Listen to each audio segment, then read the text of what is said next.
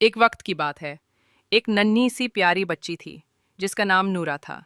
नूरा को जंगल में घूमने का बहुत शौक था। एक दिन वो अपने बाग के पीछे एक पुराने रास्ते पर चलते चलते बहुत दूर निकल गई। अचानक उसे एक अजीब सी रोशनी झाड़ियों के पीछे चमकती हुई नजर आई। जब नूरा ने झाड़ियों को हटाया तो वो दंग रह गई। वहां एक कदीम सा दरवाज़ा खड़ा था जो सुनहरी रंग में चमक रहा था, जैसे सूरज की किरणें उस पर नाच रही हों।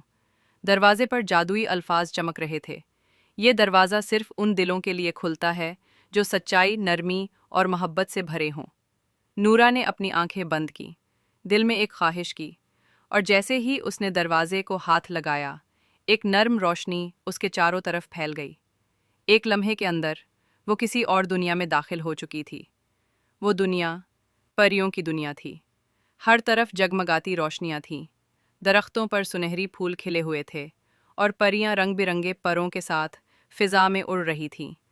कुछ फूलों पर बैठी हंस रही थी, कुछ नदी के पानी पर चमकती रोशनी के साथ खेल रही थी, और कुछ अपने जादू से फूलों को गाने सिखा रही थी।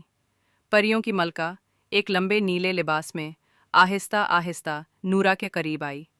उसके चेहरे पर मुस्कुराहट थी, आंखों में रोशनी, और आवाज़ में ऐसा सुकून था जैसे बारिश के बाद की खुशबू। मलका ने नूरा से कहा, तुम्हारा दिल पाक है, तुम्हारा ख्वाब सच्चा है, इसलिए हमने तुम्हें अपनी दुनिया में आने दिया।